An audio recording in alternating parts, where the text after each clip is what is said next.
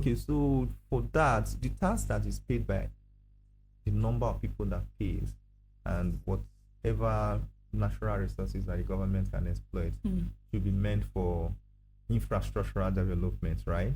Human development and infrastructural development is what the government owes individuals. So if that's the case, But most times it's not happening. We find out that sometimes it's actually the people constructing or the developers of maybe estates or people who reside in that axis that do this construction themselves. okay, if you talk about that, there are roles that the government should do. There Yes. are roles that the community should do. Okay, so it's clear now. Let me differentiate between the community and the government. Okay. Okay, so we're in Abuja. There are roles that the FCT minister should fix. Okay. There are roles that the community, the town leaders should fix. Okay. And there are roles that the community leaders should work on. Okay. When I say community, when you drive into some estates, take Yes. for example, this is Sci-Tech Estate. Yes. The road entering into this place is not done by should not be handled by the minister. I like this clarity. FCT Exactly. minister. Okay. You understand?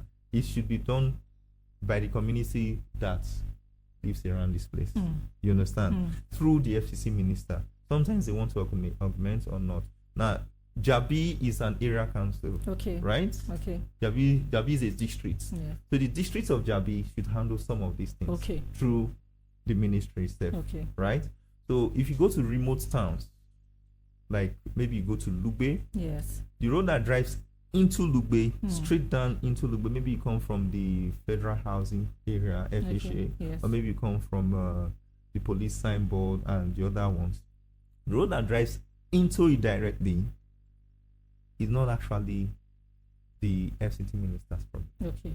Lugbe has all the community leaders that live there. Yes. Now, if So you are it is their developing duty to actually, okay.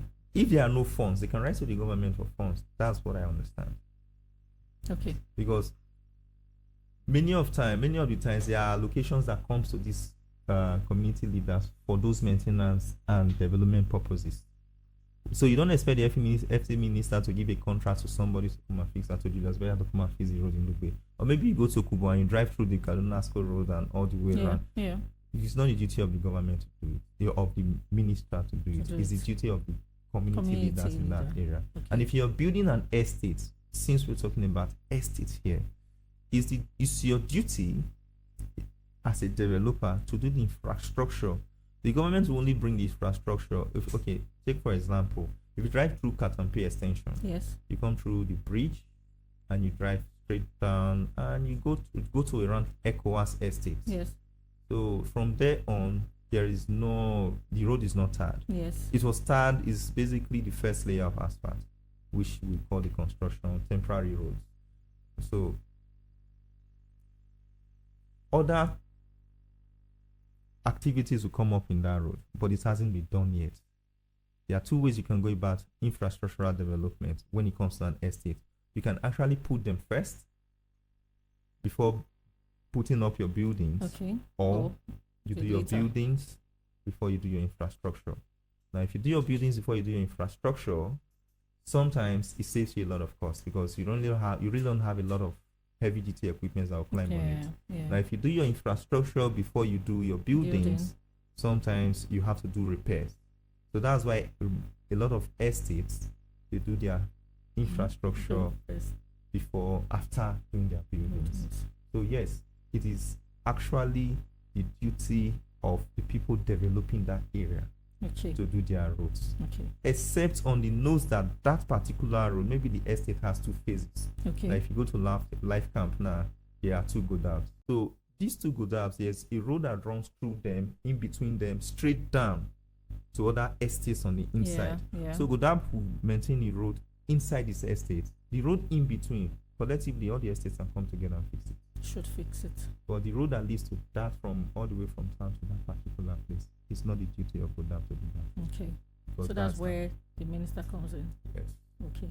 So can buildings be demolished if they don't meet the building approval given? Let's say I go outside the approval that was given to me. Can the government give an order that building should be taken down because it's out of the design you're supposed to put up there. Yes. Government can actually do that. But before they will do that, they'll give you a lot of They'll money. notify you. Yeah, they'll Okay. notify you a number of times. That's why many times when you go past some new constructions, you see red marks and written FCDA Yes, with a yes, date. yes, yes, Stop yes. work. Yes, yes. So sometimes either because the approval is not out Okay. and they're already building. Because when Okay. you do a structural design, give it to development control for approval. If it doesn't pass, you have to redesign. If it passes, you can start. So ideally, your season should be out. The other time where they can actually stop your work is when you don't, when there's non-compliance Mm-hmm. with what you have submitted for approval. So you submitted that you want to do just one duplex with one suspended floor, and in your construction you are doing two suspended floors. You understand? So they can stop the job. Because you're going out of plan. You're going out of design. In fact, that is a very serious case because the design you did was for a single floor. Now you're putting more weight on the building. It's a time bomb waiting to explode. You understand? It's just sticking to wait to explode. Otherwise, the other time the government can actually come and pull down your building is when that place, maybe the approval for that land is there. Even though the approval you have, even if you stick to the approval that the designs that you did, it was approved and you stick to it.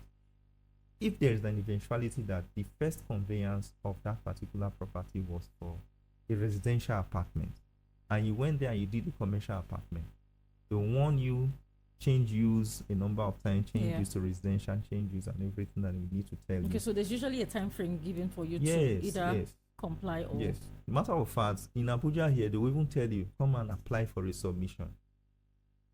In the case of you doing more floors than what you have submitted, yes. and even if you have all the evidence is that, oh, the one I submitted to you, I've done a redesign, this is the design I'm working with, it's for two suspended floors, and yes, I didn't bring it to you guys, but this is working.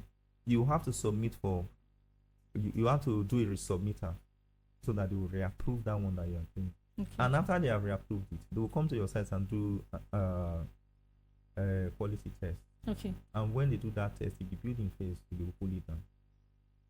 Okay. So the approval, is it the design approved for areas? Is it based on what's the reason for that? Is it as regards what that terrain can carry, or we just want this particular part of town to look this way? Is there something that is associated with the particular design given to an area? Is there, or Yes, there is. okay, so There is can you actually. share?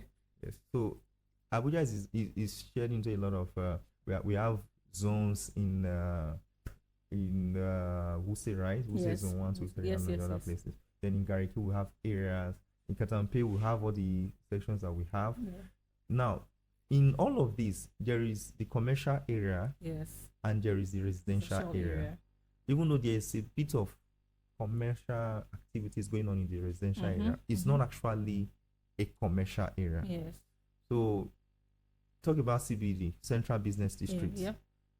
And you know where we have this Sterling Bank where you just go there and you're building a duplex for just yourself. It's not possible. There is an already laid out plan, Okay. a master plan for the whole of Abuja. There's a residential area. In those residential areas, there are plots that are awarded for commercial activities. Yes. So for those plots to be changed to residential, sometimes it's almost impossible. Okay. Sometimes this can be done.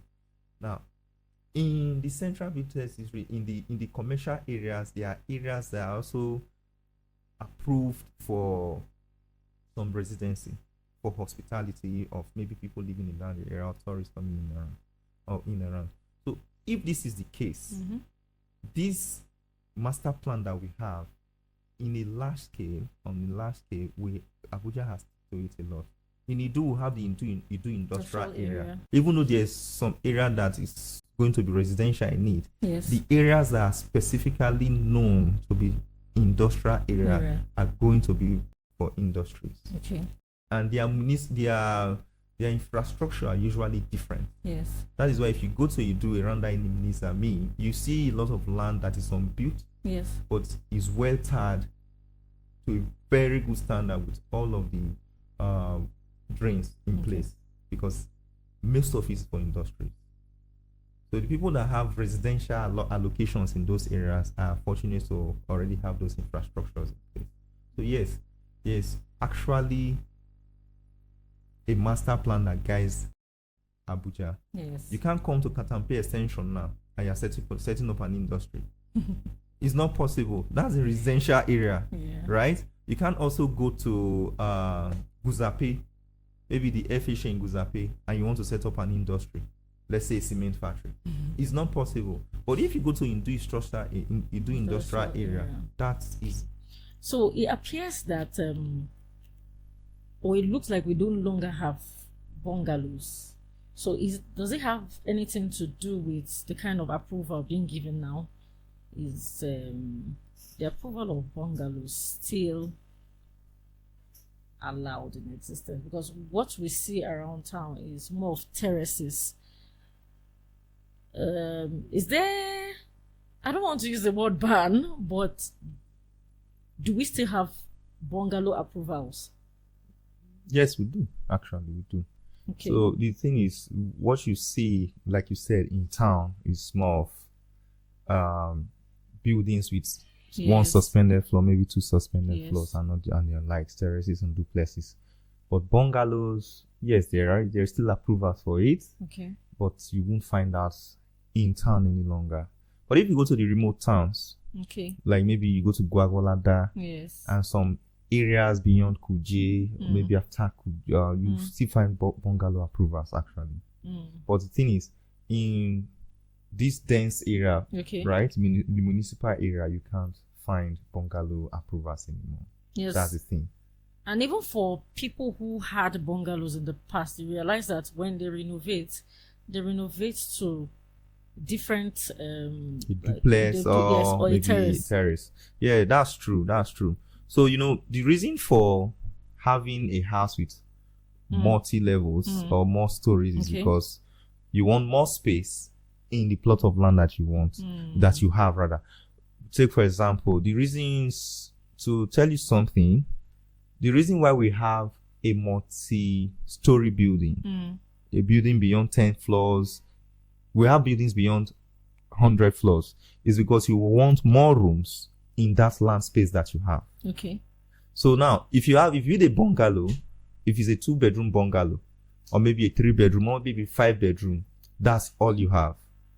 But meanwhile, you can put another floor on top of it and have that same number of rooms that you have downstairs, maybe 4 or 3, and you have that above. You can put another floor on top of it and have that above. So you're creating more rooms in that land space. So now you have, if you're building to sell or maybe building to rent, more people can live in the same land space, but on different levels, and you can make more money.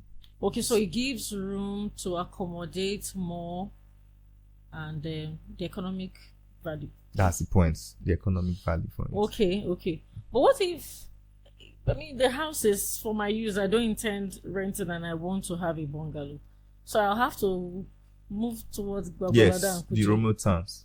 Okay, so that means for economic value one, and then probably for aesthetics, like there's a certain way we want the city to look. Yes, exactly. About building and construction, is it better to buy and build from the scratch, or is it better to buy a carcass now for someone who wants to acquire a property? Is it better to build from the scratch? Is it better to buy a carcass, which is more economical, cost effective? Talking about it being cost effective, certainly there's some sort of market markup that is always placed on a carcass. What I mean by that is, at the time I got the land, I built it. It took me 2 months, 3-4 months, or maybe 6 months to build that whole carcass for a duplex. There should be inflation somewhat, and there should be, value for my hard work, right? So it's not entirely. It's not entirely cheaper. Because it looks like, the building is almost ready. Let me just go for this. Exactly. Okay. It's not entirely cheaper to buy a carcass. Okay. Then it's also, if we're talking about just the cost, yes, it's cheaper to buy a piece of land and build by yourself, because that way, yes, it's cheaper. Wow. Because that way you'll be dealing directly with your contractor. Okay. When I say contractor, whoever is building for you, the landowner will be dealing directly with the contractor. Otherwise, if you don't want to go through the stress of chasing the contractor, sometimes maybe the contractor has not kept up to the end of the bargain, is delaying. You don't even want to be involved in all the stress that comes with it. So that means you're paying someone for the stress, which could either be the estate developer to give you a carcass, right?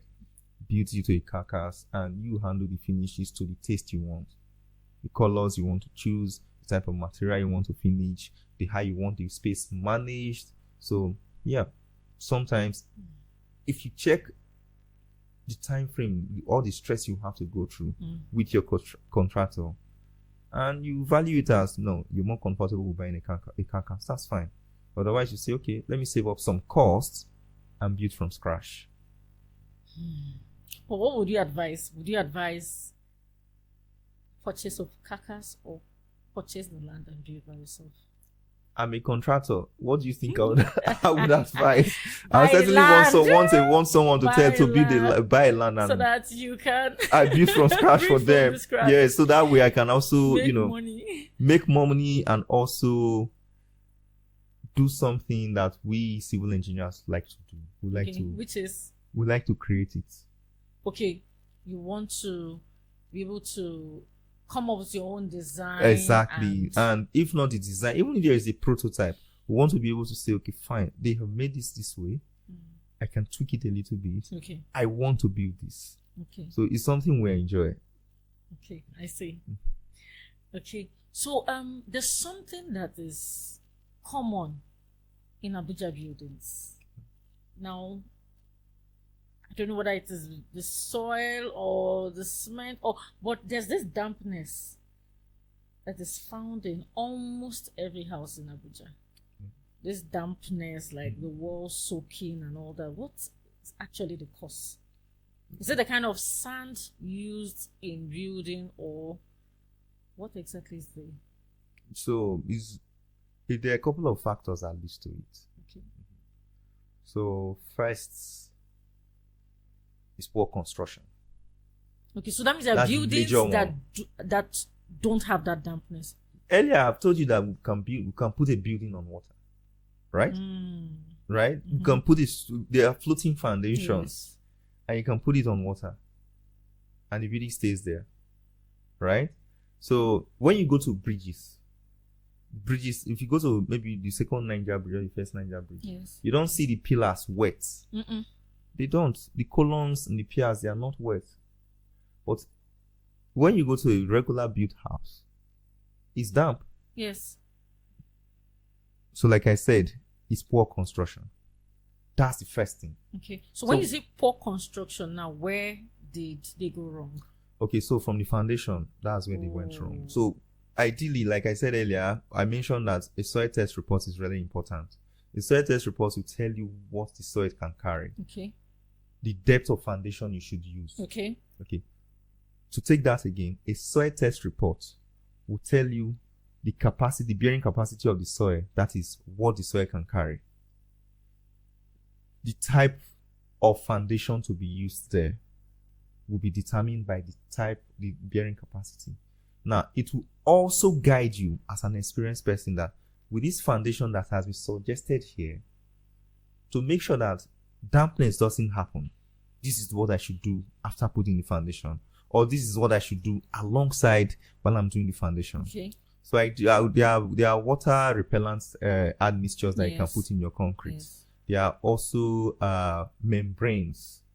You hear, maybe you are heard of DPC and DPM, and maybe you also heard of admixtures. These admixtures are basically, we have plasticizers, we have the silicone that you have add to it so that water does not go into the concrete and it starts to rise. No. Then many times when you have those kind of soils, it's best to use not just sharp sand, try and use stone dust. Stone dust. Yes, instead of using sharp sand. And when you're using sharp sand, don't use the regular sharp sand. Use high quality sharp sand. If you go to the beach, Yes. right? I was You going see to that ask the you whether water in the beach beach, sand. the beach, exactly, the beach Okay, sand, so it beach comes sand. and it just goes. Yes. It doesn't hold It the doesn't water. hold it. That's the same thing with the sharp sand I'm talking about. But when Okay. you end up using sand that is